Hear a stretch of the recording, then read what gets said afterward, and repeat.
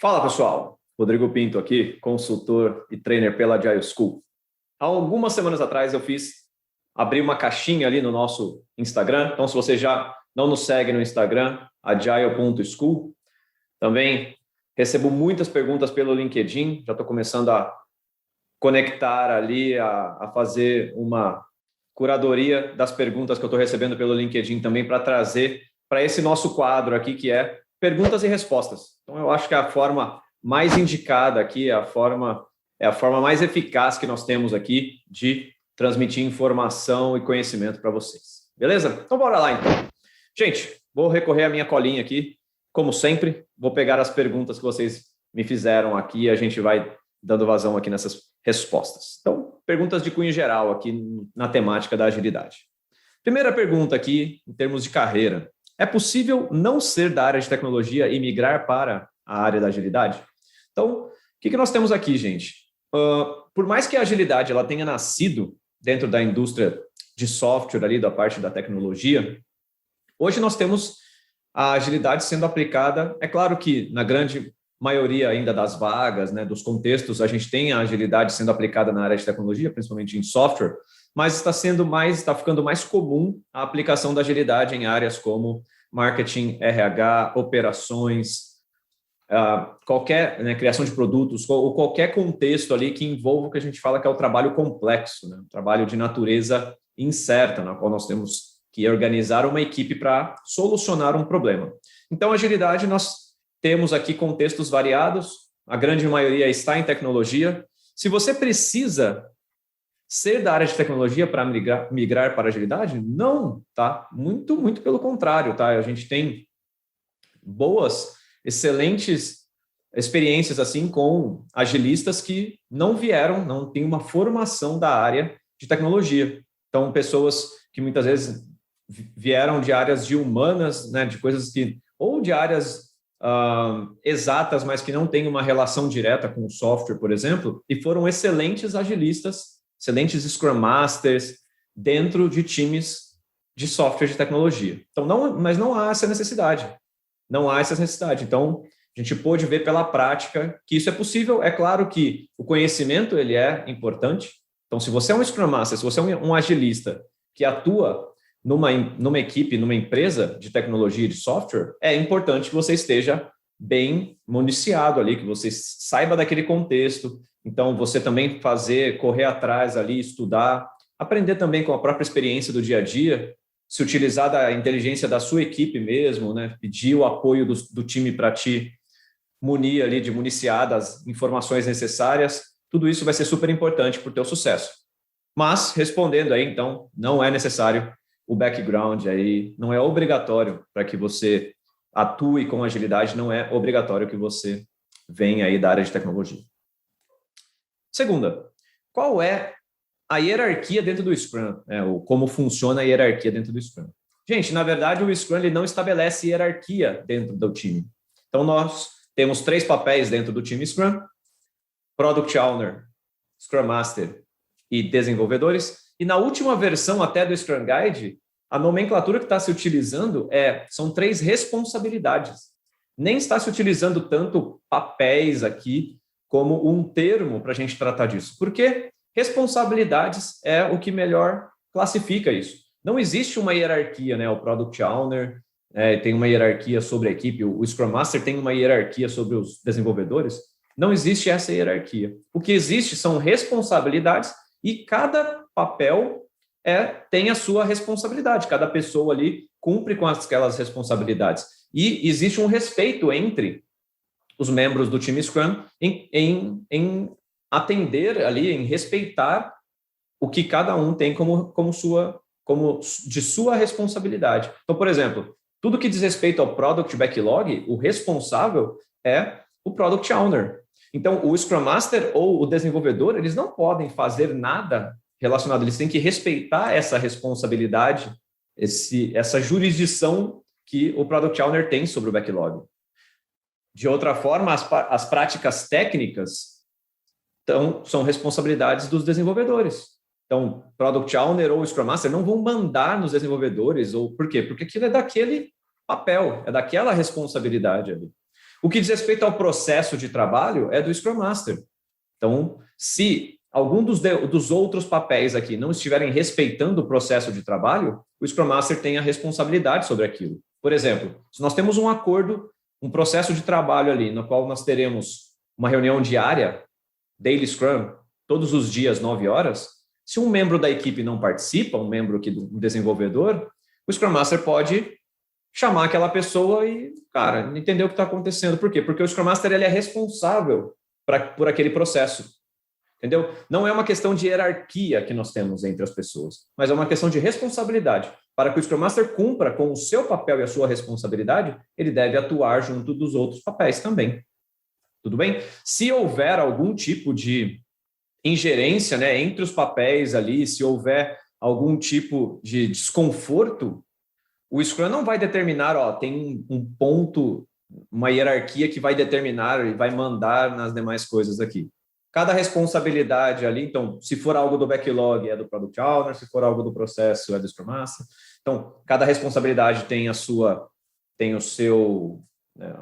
mandato, vamos dizer assim, mas é a empresa quem determina outras questões, por exemplo, né? Questões de alocação, né? Quem pode ou não fazer parte da equipe, se nós teremos que remover uma pessoa daqui, inserir uma nova pessoa, tudo isso é a empresa, é a organização quem vai determinar. E muitas vezes o que a organização pode fazer, que é prejudicial, é estabelecer essa hierarquia dentro do time. É falar assim, todo mundo deve fazer o que o Scrum Master estabelece, até o Scrum Master como um gerente, então um nível hierárquico da empresa, e todo mundo deve obedecer esse Scrum Master. Isso fere, né? Isso vai de encontro ali ao princípio desse time flat, né? Dessa falta de hierarquia que devia existir no Scrum. Num dos Agile Brasil, eu assisti uma palestra de pessoas, em 2 oportunidades, na verdade. Um foi do Exército Brasileiro e outro foi da Aeronáutica. Times Scrum nessas instituições, no qual os membros da equipe tinham níveis hierárquicos distintos. E pensa isso nas Forças Armadas, gente. Pensa que um capitão, um sargento, um cabo, um soldado, né, pessoas de níveis hierárquicos, e isso é super forte nas Forças Armadas, né? Mas que quando a gente está falando no trabalho do dia a dia do time Scrum, essas hierarquias elas se transformam em flat, elas ficam ali. Por quê? Porque o Scrum determina certas responsabilidades e não hierarquias. Vai ser a maior hierarquia que vai ter a sua opinião ouvida? Vai ser a maior hierarquia que vai mandar em como as coisas vão acontecer? Não, isso fere até o princípio da auto-organização da equipe.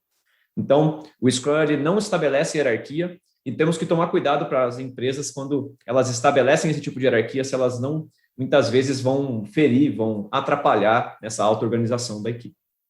Terceira, o que acha sobre o SAFe?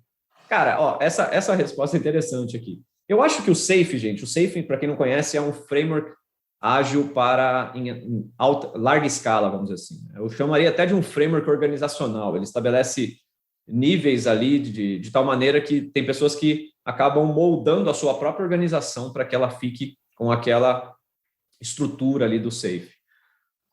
Eu acho que como uma biblioteca de elementos, práticas, é muito interessante.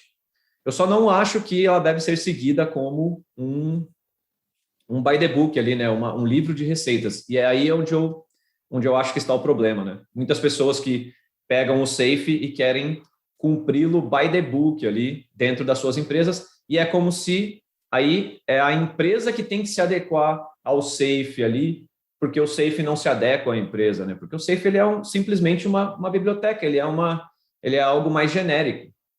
Então, o que acontece dali é, num contexto tão variado que nós temos, cara, nesse contexto mais amplo, inclusive, de ágil em escala, né? Múltiplas equipes trabalhando numa mesma iniciativa, tudo deve ser, na minha concepção, tudo deve ser feito de uma forma muito, muito exclusiva, de uma forma muito específica para cada empresa. A gente tentar fazer one size fits all, né? Tentar fazer uma solução que possa ser aplicada em várias empresas, eu não entendo que é por aí. Eu acho que nesse nível, nesse grau de complexidade, é mais interessante a gente fazer ferramentas e muita inspeção e adaptação ali e ferramentas específicas para cada empresa.